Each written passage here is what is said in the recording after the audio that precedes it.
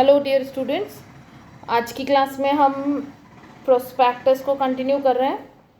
Last class में हमने deem prospectus क्या होता है ये पढ़ा था।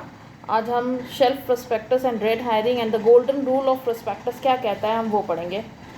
So let's start. Shelf prospectus it means a prospectus in respect of which the subscription or the class of securities issued therein are issued for subscription in one or more issues over a certain period without the issue of further prospectus. Shelf prospectus एक ऐसा प्रविवरण है जो कि प्रतिभूतियों या उन वर्ग की प्रतिभूतियां जिसका उसमें उल्लेख किया गया है एक निश्चित अवधि में से या अधिक निर्गम के लिए और प्रविवरण जारी किए बिना अभिदान हेतु जारी किया जाता है।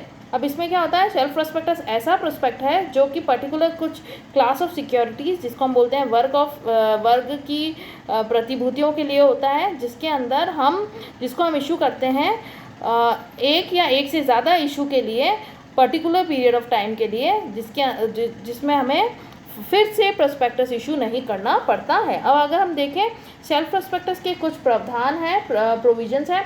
ये एनी क्लास और classes of companies to file, तो किसी वर्ग या कुछ वर्गों की कंपनी द्वारा फाइल करना जो सेबी ने डिसाइड कर रखा है। सेबी के रेगुलेशंस में है कि कौन सी कैटेगरी ऑफ कंपनीज हैं जिस पर ये लागू होता है। वैधता की अवधि 1 वर्ष तक वैध रहता है ये time period.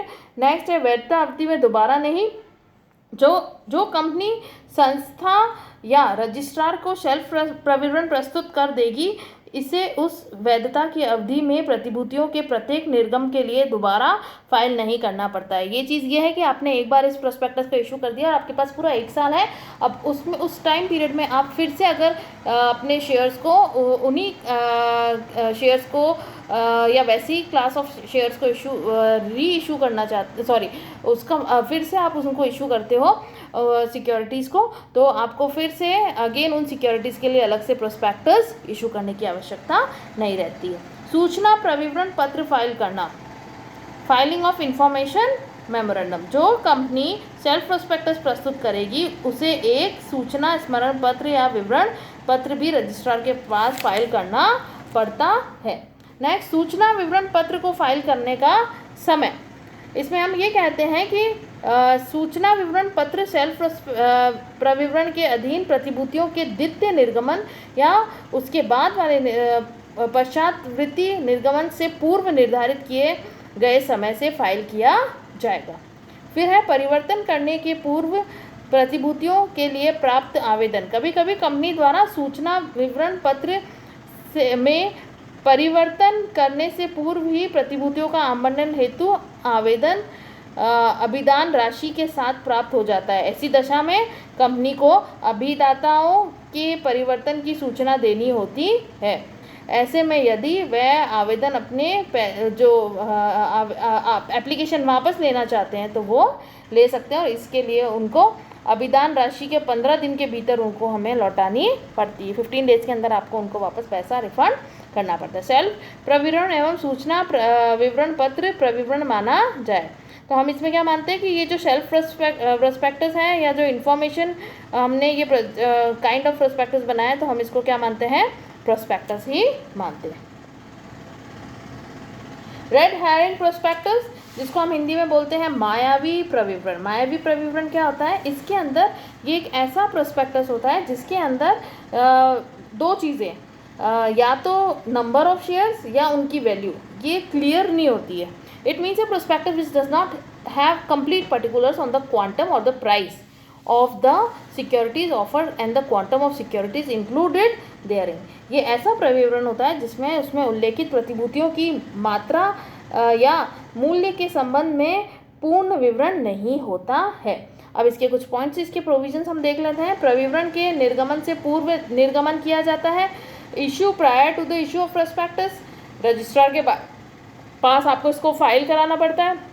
Same obligation as to applicable in the prospectus, इसके ऊपर वह सारे दायित्व बनते हैं जो कि एक प्रोस्पेक्टस के ऊपर होते हैं। हेर फेर या परिवर्तन का प्रविवरण में उल्लेख, जिसमें हम ये कहते हैं कि highlighting the variation in prospectus. और लास्ट आता है रजिस्ट्रेशन तथा सेबी के पास प्रविवरण फाइल करना, filing of the prospectus with the registrar and the SEBI. Next आता है the golden rule of framing prospectus, जिसे हम बोलते हैं प्रविवरण निर्माण का स्वर्णिम नियम। अब देखिए, सुनिए, ध्यान से सुनिएगा, ये क्या कहता है। प्रविवरण में प्रत्येक बात का बिल्कुल सही व ईमानदारी से प्रस्तुत करना ज़रूरी है। कोई भी ऐसी बात या तथ्यपूर्ण ढंग से नहीं लिखनी चाहिए जो उस रूप में नहीं है, तथा किसी भी तथ्य को लिखने से भी नहीं भूलना चाहिए जो उन विशेष अधिकारों एवं लाभों की प्रकृति को प्रभावित करती है, जिसका प्रविवरण में अंशों के क्रय करने के लिए प्रेरित करने हेतु उल्लेख किया गया है। इन शॉर्ट इसका ये मतलब है कि आपका जो प्रोस्पेक्टस है वो कंप्लीट प्रोस्पेक्टस होना चाहिए, उसमें कोई चीज़ गलत भी नहीं होनी चाहिए, कोई चीज़ छूटनी भी नहीं चाहिए, जो कि इन्वेस्टर्स जो होते हैं उनके लिए इम्पॉर्टेंट है कि whether they should purchase your securities और नॉट। नेक्स्ट है misstatement and an untrue statement. ये एन ट्रू नहीं है, ये अनट्रू है, जिसको हम बोलते हैं प्रविवरण में मिथ्या कथन या असत्य कथन, अनट्रू। मिस स्टेटमेंट और an untrue statement is one which is misleading in the form and context in which it has been included in the prospectus. कभी कभी क्या होता है, कोई चीज़ें गलत लिखी होती है प्रोस्पेक्टस के अंदर, तो हम उसे बोलते हैं मिस स्टेटमेंट या अनट्रू। एंड ट्रू नहीं है, ये यू एंड अनट्रू है, मीन्स मिथ्या कथन या असत्य कथन। अब आज का आपका असाइनमेंट है what explain the golden rule of framing for framing prospectus, explain the red herring prospectus and the shelf prospectus. Thank you so much.